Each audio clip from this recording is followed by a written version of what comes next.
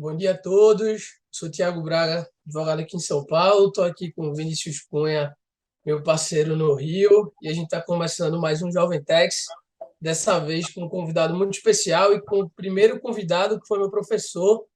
Estou aqui com o Frederico Bastos, Frederico que é mineiro, mas está advogando aqui em São Paulo já há algum tempo, veio para cá fazer seu mestrado na FGV e trabalhou no PVG, que hoje é o Vidigal Neto, mas já há quase 5 anos que vem empreendendo no BVZ Advogados, além de ter uma carreira acadêmica super interessante, é professor no INSPER, onde me deu aula, e também na GV, no IBMEC.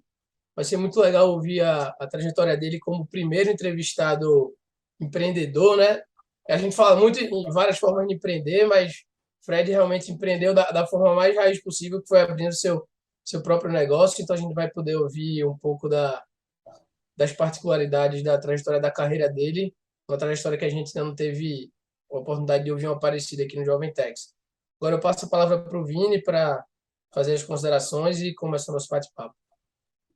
Bom dia a todos.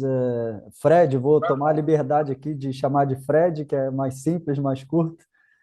Antes de tudo, a gente queria muito te agradecer pela aceitação do convite.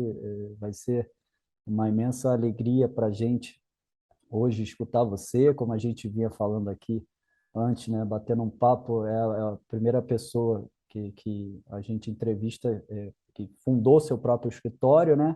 Certamente teremos oportunidades futuras de entrevistar outros, mas, enfim, só te agradecer mesmo e tenho certeza que hoje vai ser bem bacana.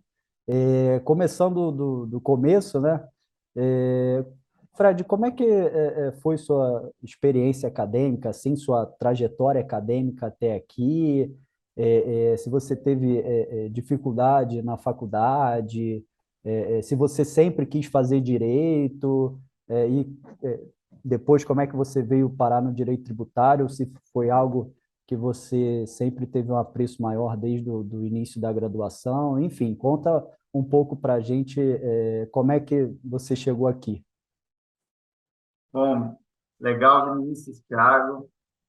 Prazer estar aqui com vocês no Jovem Tex hoje. É uma satisfação poder participar do podcast de vocês, reencontrar o Thiago aí fora da sala de aula, e dividir um pouquinho da caminhada até aqui. Bom, sobre a sua pergunta, a história começa muitos anos atrás, e ela não é tão retilínea e não nem tão planejada quanto eu gostaria que fosse, né?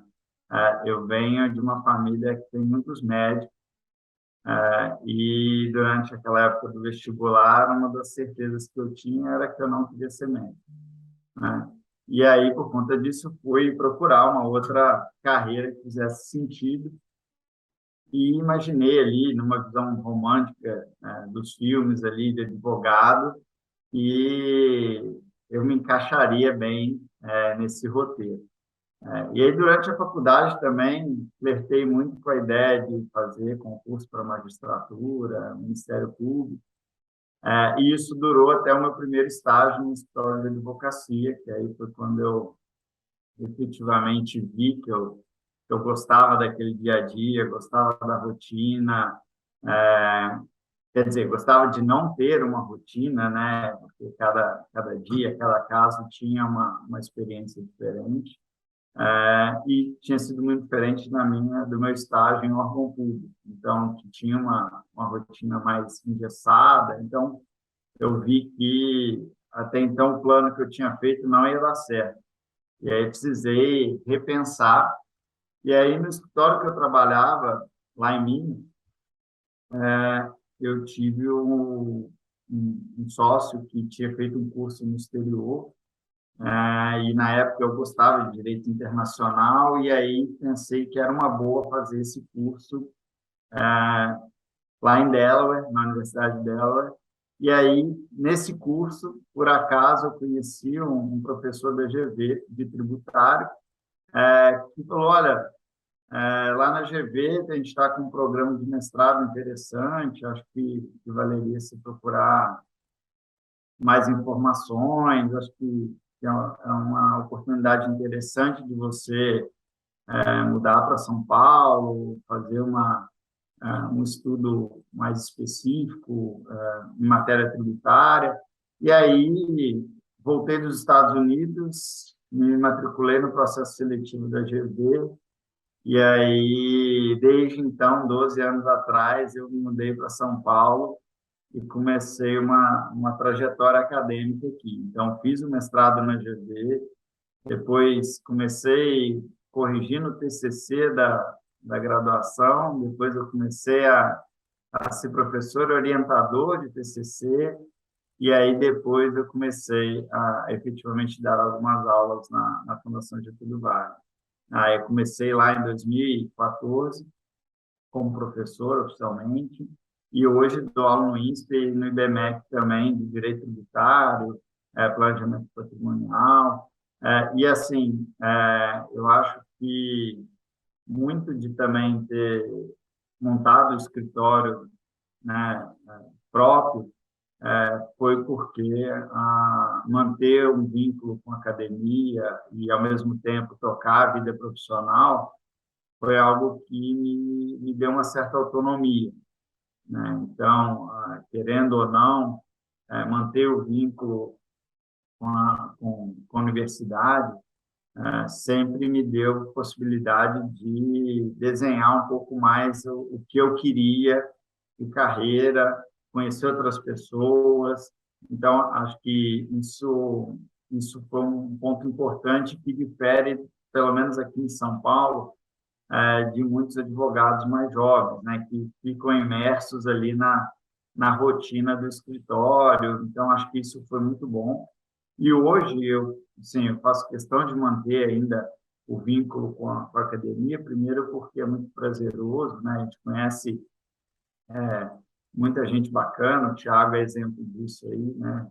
E outro porque acho que é um ambiente de oxigenação de ideias, né? Então, você está em sala de aula, você está discutindo os assuntos com os alunos, é uma forma de você se manter atualizado, de se forçar a estudar os assuntos. Então, naquela lógica de jogar o tubarão no tanque ali, para você estar sempre afiado, a academia acho que ajuda bastante, né? Então, na aula você está sempre ali no edge de ter que estudar, ter que se atualizar. Então, acho que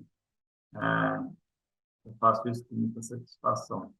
E aí, acho que, resumindo esses 12 anos de vida acadêmica, é mais ou menos isso aí. Bom, Fred, muito curioso o degrau da carreira acadêmica, né? Porque às vezes você acha que vai terminar o mestrado e já vai dar aula direto na GV para um auditório cheio de 50 pessoas, mas às vezes você tem que passar um ano corrigindo TCC, é, fica fiscalizando prova e etc. Aí você vai, todas as carreiras assim na acadêmica não ia ser diferente. Mas quando você veio para São Paulo, você falou que conheceu um professor da GV nos Estados Unidos, veio para São Paulo, mas você já trabalhava, você já advogava em Minas e já tinha escritório lá também. Então, mais ou menos. Eu trabalhava num escritório lá em Minas, em Juiz de Fora, que era minha cidade natal, mas lá não tem uma advocacia tão especializada como em São Paulo e nas capitais, né?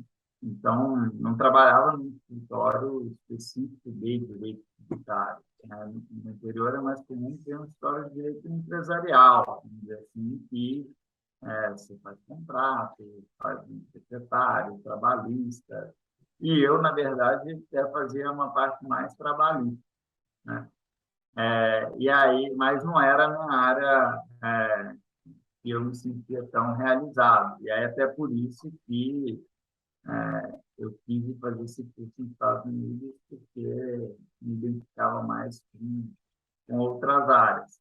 E aí acabou que vou dizer que o direito tributário me escolheu, não fui eu que escolhi ele, né? Então, quando eu vim para São Paulo, fui me candidatar para o mestrado, tinha que montar um projeto, foi uma fase em que eu repensei um pouco a carreira, e botei a bola no chão, e pensei o que eu quero, para onde eu vou, e aí sim foi uma escolha consciente, mudar um pouco a rota para poder entrar no direito tributário. Bom, maravilha. Então, quando você veio para São Paulo, você saiu desse escritório que você estava e veio para cá, para o mercado. E aí foi quando você começou a trabalhar no que hoje é o Vidigal Neto, correto? E você passou lá 4 anos. Me corrija se você tiver tido alguma experiência anterior também. E, dito isso, onde eu estou querendo chegar, é, como foi essa transição de sair de uma banca grande e tradicional para montar seu próprio escritório, junto com o Daniel, que foi meu professor também, mas com outros sócios que são societários, salvo engano, e como vocês se conheceram, como foi essa sinergia, foi uma decisão difícil ou não, estava bem claro para você na época, então não demandou tanto esforço. Eu imagino que muitas pessoas estão numa situação parecida e às vezes gostam até do escritório, que estão, mas querem tentar empreender e não sabem qual é o momento certo, nem quem são as pessoas certas. Eles dizem que é mais difícil que casar, escolher sócio, né? Então, fala um pouco sobre isso. Não, legal. Bom, primeiro, vou dividir a resposta em duas partes. A primeira é que, quando eu estava no mestrado, na época, na FGV, só tinha um mestrado acadêmico.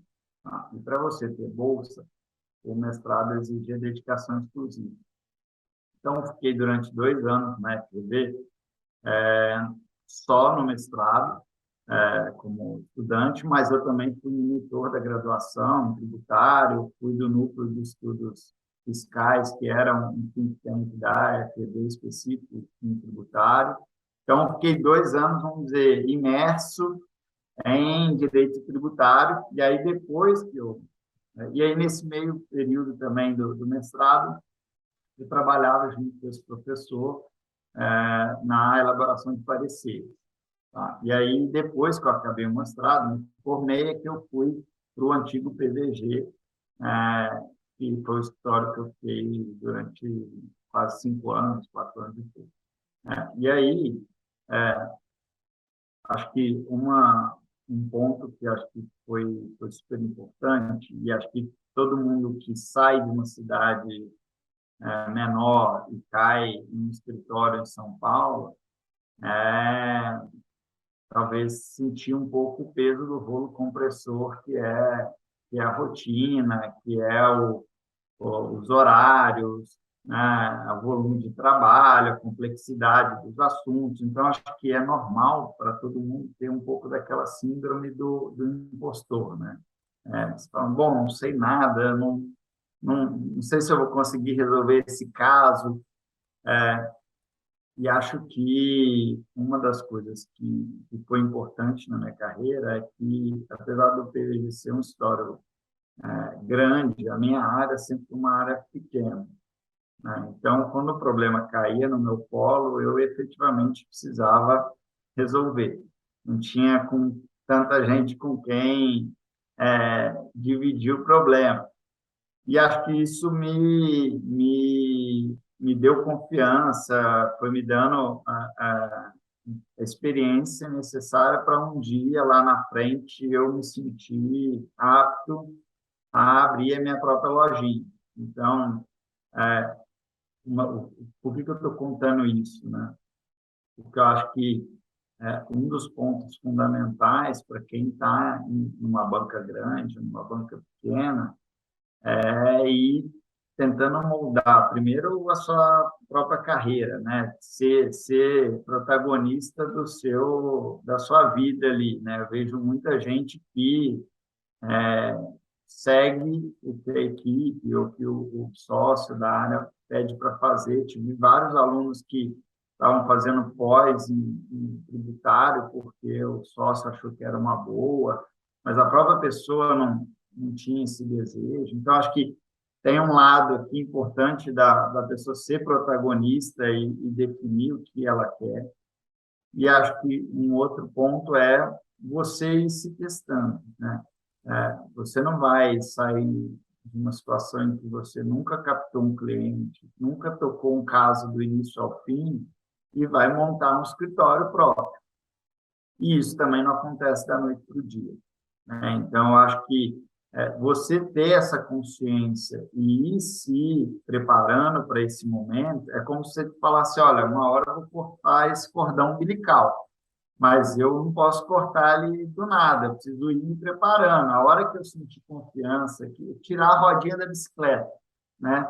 Então, bom, a hora que você já sente que você está equilibrado, que você está andando bem, você fala, agora pode tirar, que eu vou andar sozinho. Então, eu acho que é muito importante para quem é mais jovem e tem esse sonho, esse projeto de vida, começar a se testar e se preparar para isso, né? Então, falar, ó, agora eu vou começar a tentar trazer pelo menos um cliente para o escritório por ano. Então, vai lá, você vai ver que você vai marcar um almoço, vai marcar um café. Então, você ir se testando, se colocando na situação de sócio, né? Eu acho que é super importante para esse amadurecimento. E acho que isso foi super importante para quando a gente foi montar o BVZ. Tá? Só para dar uma ideia para vocês,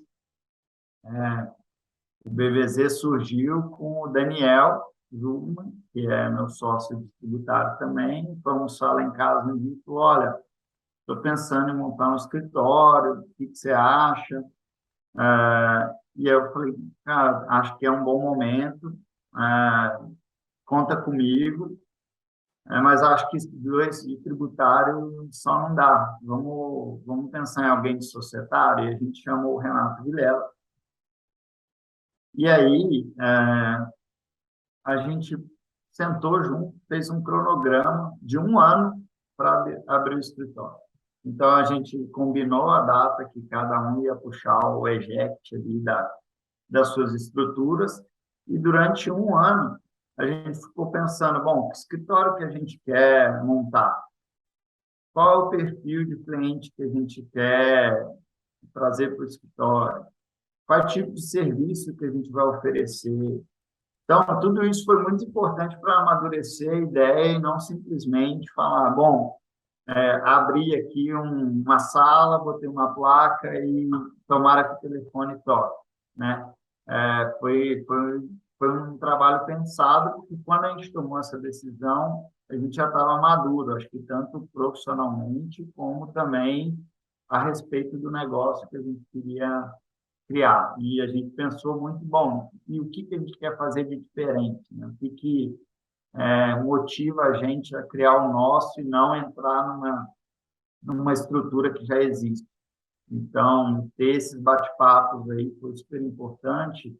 E aí eu faço o link com o que vocês falaram, né? Porque ser sócio é de fato um casamento, né? Nem sempre você vai concordar com tudo, mas você precisa entender ali que uma briga você vai ganhar, outra você vai perder, mas que no macro, né, vocês estão ali alinhados, a direção tá correta, vocês estão com o mesmo projeto. Então, acho que aqui no BVZ, a gente tenta manter esse alinhamento de rota sempre, né? Porque acho que isso foi um grande diferencial em alguns momentos que o escritório já passou, e a gente sentou junto e mesmo sem combinar nada, estava todo mundo alinhado ali com a rota que a gente queria seguir. Então, acho que isso é fundamental também na hora de começar o próprio negócio.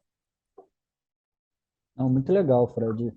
É um privilégio escutar a sua fala nesse aspecto, porque quando a gente teve a ideia de trazer pessoas de diferentes áreas dentro do direito tributário, acho que a intenção era justamente essa, né? Então, eu tenho certeza que as pessoas mais jovens, né, que têm o sonho de abrir o seu próprio escritório, vão perceber que não pode ser uma decisão instantânea, né? Tem todo um processo e um planejamento. Você e seus sócios passaram um ano planejando, né?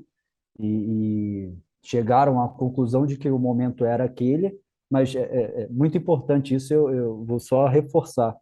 entre a decisão de abrir o escritório e abrir o escritório, o Fred e os sócios dele tiveram 1 ano de planejamento. Então, olha quanto isso é importante, né? Porque às vezes a gente vê, as pessoas vão ver o Fred e vão ver o Fred hoje, né? Com o BVZ crescendo, né?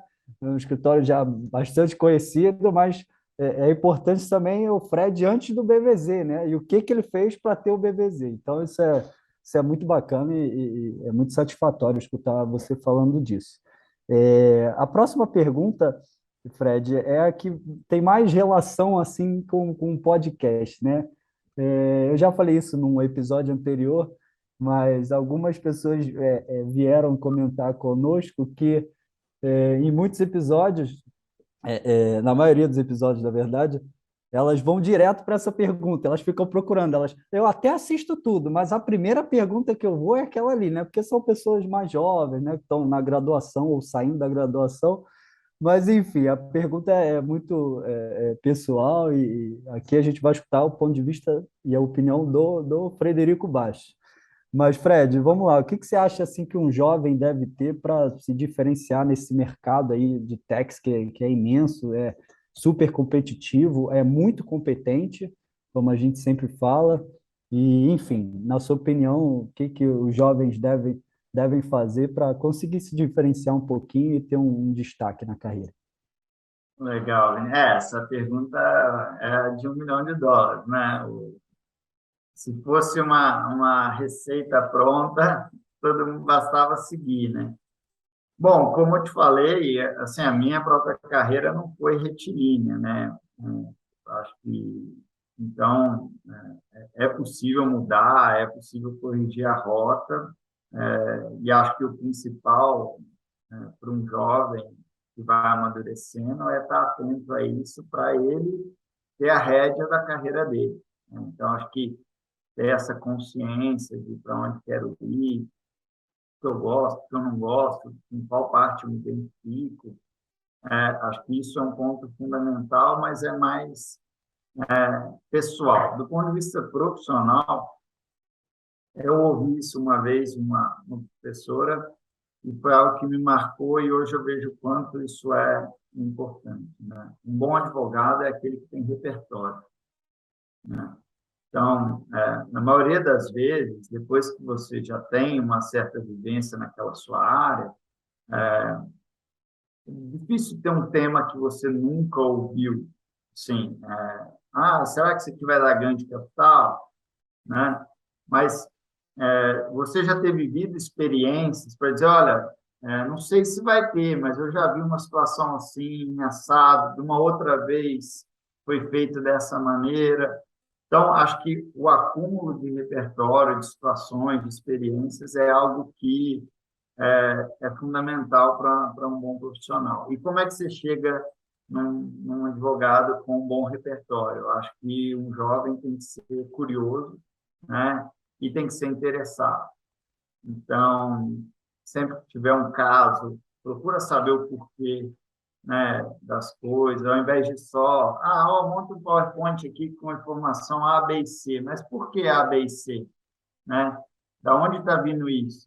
Então, acho que ser interessado e curioso é um bom passo para você, lá no futuro, ter uma, uma carreira promissora, né? E outra coisa que eu acho que é fundamental, pelo menos em direito tributário, é você também ser um advogado multidisciplinar, né? O advogado tributarista hoje ele precisa saber contabilidade, ele precisa ter uma noção de direito societário, ele precisa ser um bom leitor de contrato. Então, e isso também passa por ser interessado, né? Então, quando você receber um documento, entender em que contexto que ele está da operação, né? Para que ele serve, qual que é o objetivo daquele documento, do que a empresa está querendo fazer.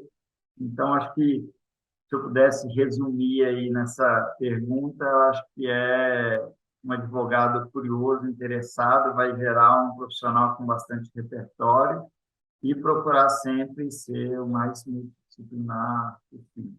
Eu pelo menos, tive a opção lá atrás de ir para escritórios em que eu ia trabalhar de uma forma bem segmentada, né? Então, a gente sabe que na matéria tributária a gente tem escritórios que dividem por contencioso administrativo, judicial, se é TIT, se é CMT, se é tributos diretos, indiretos, e eu nunca fiz isso. Eu sempre quis ter uma visão mais geral, né? Jogar nas ondas, né? Como a gente brinca. Então, eu acho que isso também, pelo menos para mim, foi algo que me deu mais satisfação do que ser ultra especialista em um assunto só.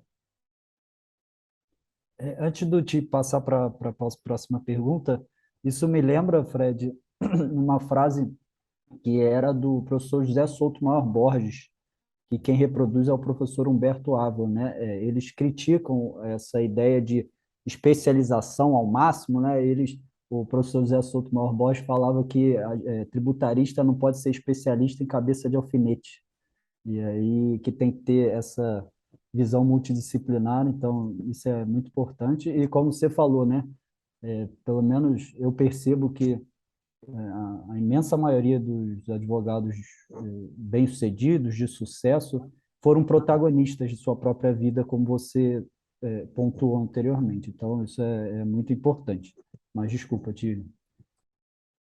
Na linha que você está falando, Fred, considerando. Essa é uma pergunta também bem capciosa, assim, porque você teve uma carreira muito focada em fases, assim, bem definidas, e talvez, para responder essa pergunta, seja nessa fase agora do escritório, né? Porque quando a gente vai perguntar do caso mais relevante da carreira ou da situação, não precisa ser um caso, um processo ou uma consultoria em específico, mas em uma situação desafiadora, um momento que você realmente talvez não sabia o que fazer, precisou sair da caixa, ou precisou fazer algo diferente, ou assim, uma captação de um cliente importante, ou uma situação que você pensou que ia ter um problema, claro que não precisa citar nome de cliente nem nada, mas assim, se puder falar para a gente um momento talvez seja apropriado, um momento marcante da sua carreira, que você às vezes lembra com alegria e você precisou fazer algo que não é algo do dia a dia. Legal, Thiago. Acho que sim. Normalmente o caso mais relevante é aquele que você está atuando no momento, né? Então, é onde você está botando ali mais energia, mais foco. Bom, mas pensando aqui um pouco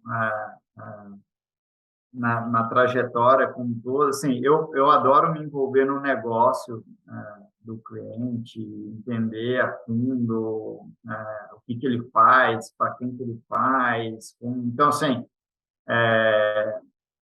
é uma parte é muito prazeroso. Você conhece de fato como é que a coisa funciona. Então, tem um período de encantamento ali quando você está conhecendo uma coisa nova, né? E aí, acho que isso é legal porque você está sempre tendo uma sensação de renovação ali, de acompanhar os casos. Mas eu acho que uma coisa que me marcou, assim, por algumas razões, foi o seguinte. Quando eu estava na GV, eu fiz um mestrado e a minha tese era sobre troca de informações tributárias. E basicamente era, bom, como que o fisco brasileiro vai mandar informações dos contribuintes brasileiros para outros fiscos do mundo para fiscalização global, vamos dizer assim. E aí, uma parte importante dessa política vinha com permitir que contribuintes que estavam em situação irregular buscassem a sua regularização antes dessa troca de informações começar. Então, vários países fizeram alguma política de regularização de ativos não declarados. E o Brasil fez uma política em 2016, tá? Que foi o REFT.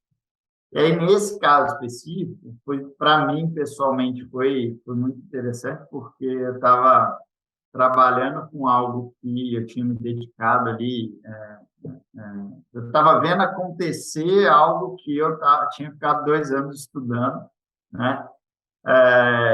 E outro porque nessa situação específica tinha um prazo pré-determinado, né? Então essa regularização tinha que acontecer dentro de um período e na época eu ajudei mais ou menos umas 60 famílias, tá? Então teve um contexto de histórias diferentes.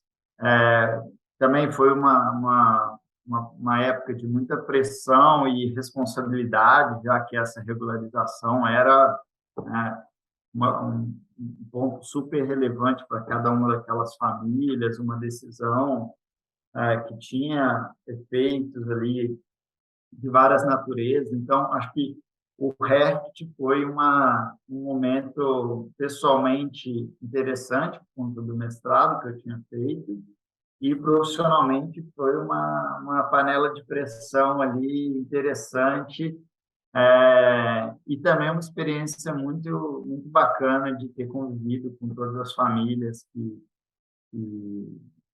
pessoalmente ajudei a regularizar nessa situação e que acho que trouxe um pouco desse repertório aí que a gente estava falando. Legal. Eu estava no final da graduação quando teve o RECT e eu lembro que foi um período muito conturbado, foi isso que você falou, era muita responsabilidade, né? Era um tema muito sensível, mas enfim, bem interessante. Partindo para a próxima pergunta, Fred, também uma pergunta complexa, né? Bom, Fred, então a gente gostaria de saber assim, quais são seus planos para o futuro. Bom, acho que hoje o BVZ é igual um filho, né? Então, você quer ver ele caminhando, crescendo saudável, feliz. Então, assim, muito da energia aqui tem sido para o escritório continuar crescendo de uma maneira orgânica, com a mesma cara, com o mesmo ambiente que a gente acredita que seja o nosso projeto, né? Então, desde o início, a gente sempre quis ser um escritório bem horizontal, né? Que as pessoas gostassem de estar aqui no ambiente, porque a gente sabe o quão importante é ter um ambiente de trabalho que as pessoas gostam de conviver, que seja saudável. Mas a gente também sempre quis que o escritório tivesse uma característica muito forte de ser uma advocacia bem olho no olho, assim. Então, a gente é muito próximo do cliente, uma advocacia técnica, então a gente sabe que isso também demanda esforço de seleção, esforço de formação interna, né, dessa cultura. Então, para que a gente possa replicar lá a nossa ideia de um ano antes de montar o escritório, também para quem está aqui, é um esforço diário, um acompanhamento, para que a gente não se perca aí no meio do caminho. Então, acho que hoje planos para o futuro é ver essa criança BVZ crescendo saudável. E do lado acadêmico, tem me trazido muita satisfação também, é participar do núcleo de tributação do INSPER, e lá coordenar uma pesquisa específica junto com o Daniel de transações tributárias, tá? Eu acho que hoje é uma grande ferramenta que surgiu aí nos últimos 2 anos. Particularmente, a gente tem se envolvido bastante nesse assunto, e eu acredito que isso é uma forma mais racional e interessante de diminuir um pouco o contencioso tributário. Então, além das aulas, essa pesquisa específica de transação tem ocupado aí o meu tempo e é um plano para o futuro também. O futuro é da transação tributária, né, Fred?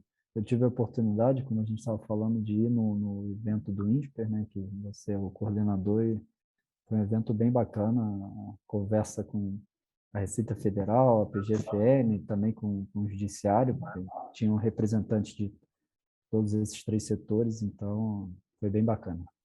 Inclusive, vamos disponibilizar o novo relatório aí em breve, mando para vocês vincularem aí para os Legal, ouvintes de vocês. obrigado.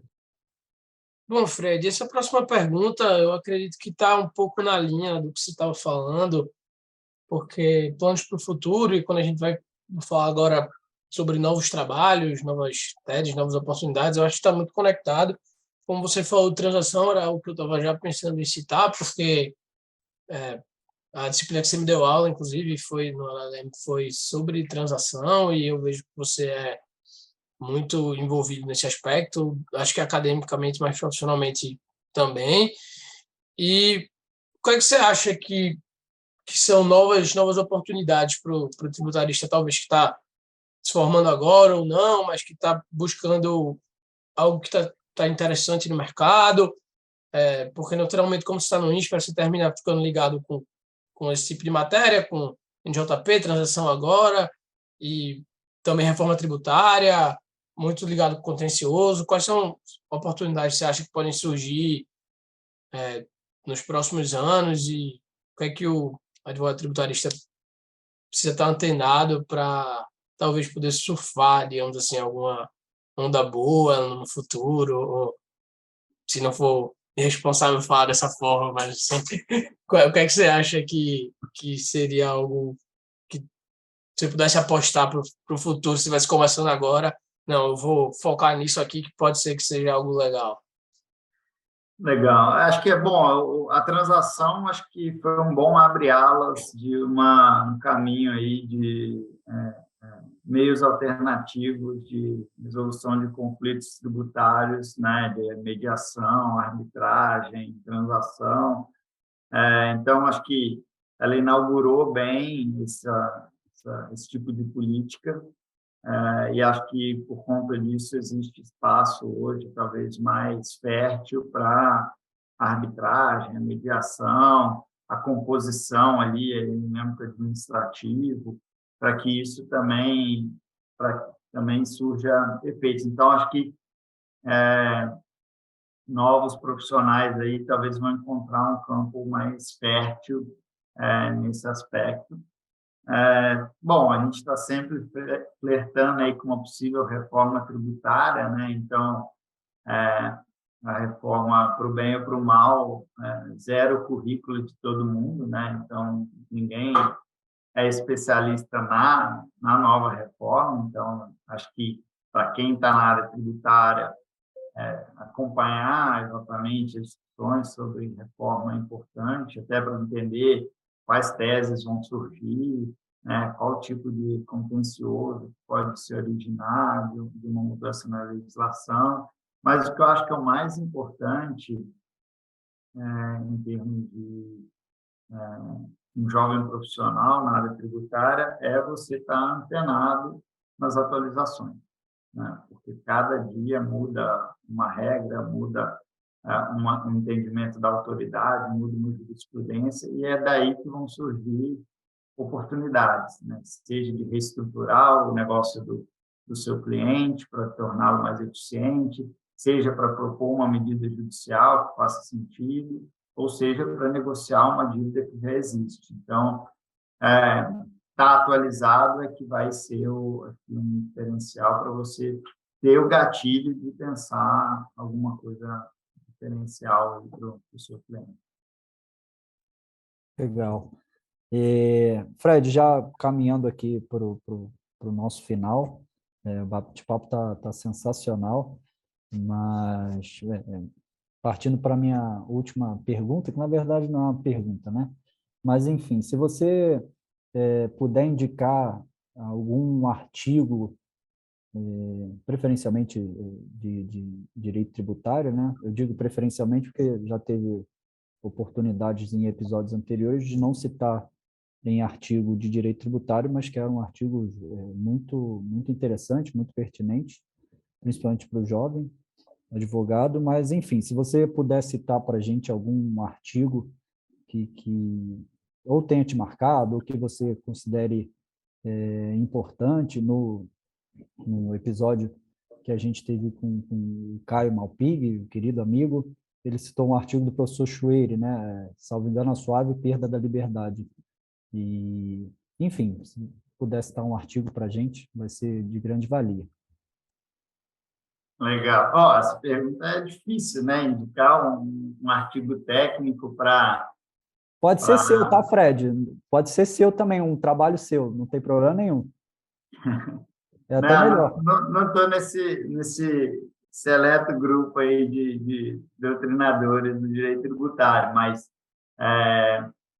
sim, pensando num jovem profissional, talvez menos do que indicar um artigo de um tema específico e técnico, eu indicaria o relatório do INSPER do contencioso, porque acho que isso vai dar uma visão geral do quão emblemático o sistema tributário brasileiro e quanto isso repercute no Poder Judiciário, qual o custo disso para o país, qual o volume de processo que a gente tem. Então, assim, para um jovem que está buscando uma visão macro do sistema, entender um pouco melhor os números, eu acho que esse relatório traz uma perspectiva bem interessante. Assim, pelo menos eu gostaria de ler um estudo como esse se eu estivesse no início da carreira, estivesse militando no contencioso tributário. Eu acho que dá uma visão bem realista da cozinha do contencioso tributário. E, me corrija se eu estiver errado, Fred, mas esse é um relatório do INSPER que sai a cada 6 meses, é isso? Ou a cada ano? Eu acho que ele é anual, ele está Uhum. disponível no site do INPE, coordenado até pelo Breno Vasconcelos, pela Vanessa Canado, pela Leonardo Alvim, são todos professores, amigos que tenho muita satisfação em trabalhar junto lá, e fizeram esse estudo. Tem outros autores também, que eu não vou lembrar de cabeça, mas me perdoem já desde antemão, mas é um estudo bem completo, também teve um estudo ainda mais elaborado junto com o CNJ, então é uma pesquisa, acho que, bem única no país. Eu digo isso como você sugeriu, excelente indicação, para eventualmente as pessoas verem os relatórios anteriores, né, e ver a evolução do próprio estudo e da matéria, né? Então, bem bacana, foi uma excelente indicação. Depois eu mando o link aí, vocês podem pôr na descrição, aí eu faço para o Ah, pessoal legal. acessar. Muito obrigado. Boa, boa.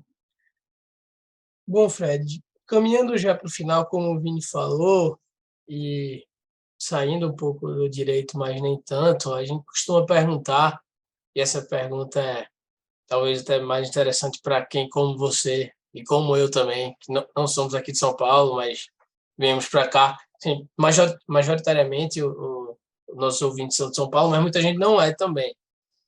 E cada vez a gente fica mais feliz e surpreso com outras pessoas de lugares diferentes, né, Vini? Mas, bom, sendo objetivo, você veio para cá há alguns anos e como foi isso, assim, de você tinha hobbies, tinha atividades lá e como você você conseguiu continuar fazendo essas mesmas coisas aqui, como foi para você fazer amigos, se relacionar, quais são os seus hobbies, o que é que você faz fora direito, o que é que você curte fazer, você é cruzeiro ou galo, ou nenhum dos dois, assim, quer dizer, não sei se nem Juiz de Fora qual é o time local, perdoe minha ignorância, mas assim, fala um pouco sobre essa transição de cidade e seus hobbies, seus gostos, assim, o que é que você faz fora do direito, até para alinhar a cabeça para o dia a dia cansativo, às vezes, que a gente tem. Legal. Bom, quando eu mudei para cá, não conhecia ninguém, né? Conhecia esse professor da GV que eu conheci nos Estados Unidos e mais uma amiga, mas não tinha um círculo aqui de família ou de outros amigos que pudessem me acolher. Então, no início, de fato, os finais de semana eram um pouco mais solitários, né? Mas eu acho que foi muito interessante ter vindo para cá para o mestrado, porque ia ser dedicação exclusiva, como foi no meu caso, porque aí os amigos do mestrado, vamos dizer, vários eram fora de São Paulo, e aí também gerou uma comunidade ali dos forasteiros, né? E aí, em pouco tempo, a gente já tinha um círculo bem bacana de amigos que até hoje me acompanha, inclusive o Daniel, meu sócio, é uma das pessoas desse círculo, o Renato também. Então, acho que foi super importante entrar na academia e ter essa turma para também me estabelecer aqui em São Paulo. De hobbies, eu sempre fui muito de esporte, assim, então sempre gostei muito de jogar tênis, andar de bicicleta, mas durante bom tempo da minha vida em São Paulo, a raquete ficou abandonada no armário, e aí só nos últimos anos que eu consegui retomar um pouco a parte esportiva. Acho que uma das coisas que é importante, e que não é tão fácil de fazer quando você é um jovem profissional aqui em São Paulo, é você ser dono da sua agenda, né? Então, inúmeras vezes meus pais vieram me visitar e eu não consegui jantar com eles nenhuma noite. Várias vezes eu marcava um programa e precisava desmarcar porque surgia um problema que eu tinha que resolver.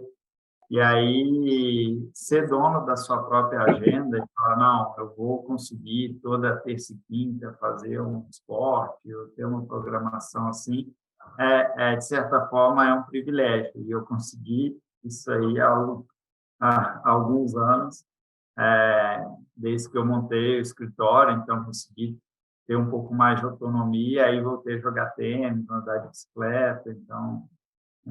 e estou tentando aprender kitesurf também, mas isso é mais difícil, que eu preciso ir lá para cima, na terra do Thiago, lá. Então, e eu não sou nem galo, nem cruzeiro, tá, Thiago?